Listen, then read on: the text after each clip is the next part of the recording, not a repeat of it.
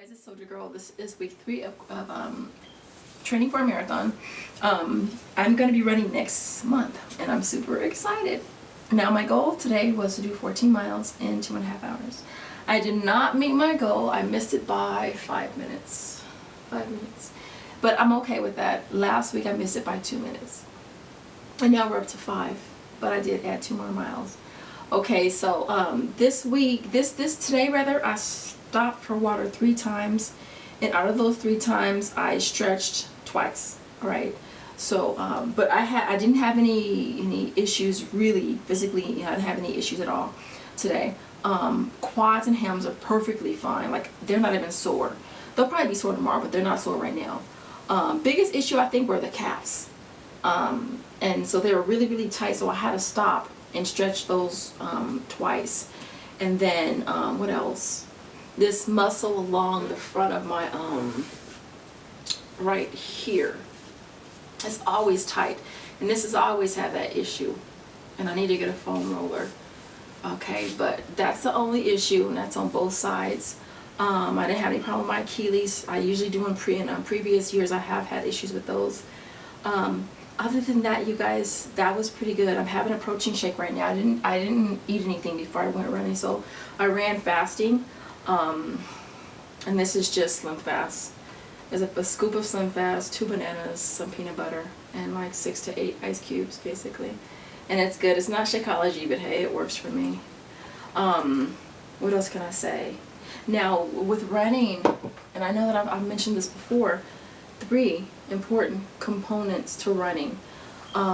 Breathing. You have to control your breathing. You have to, like I've noticed with myself, when I breathe through my mouth, I breathe more. And I think that makes me tire out more faster.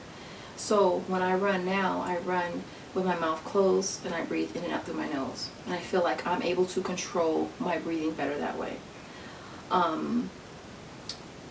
Secondly, I would say to pace yourself.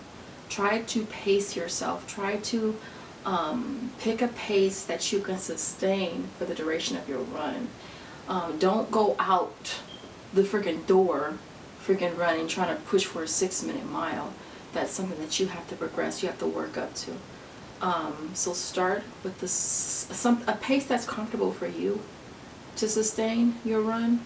And then thirdly is mental blocks. There's going to be dozens of mental blocks basically telling you to stop, you can't do this, you don't have to work out so hard. It could be anything. I didn't eat that much today, I don't have to work so hard.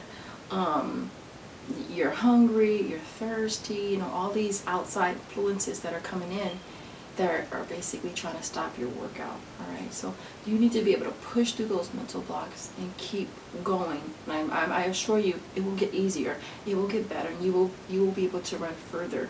I'm not saying the mental blocks are going to stop, because I get mental blocks to this day. I had some today, you know, telling me, oh, you know, you already ran, you know, so many miles so far this week, you're okay. Or, you know, oh, you could just do 2 miles later on the treadmill. No, I pushed through all the mental blocks. I got another thing that's important is knowing when to stop. Okay, I think that pushing past mental blocks is a little different than if you're in pain, if you're hurt, if you're trying to push through pain. Never try to push through pain or an injury. Listen to your body. Know when to stop. Alright? Because that's the most important thing. You don't want to continue pushing through pain and hurt yourself even more. Listen to your body. Only one that knows you is you.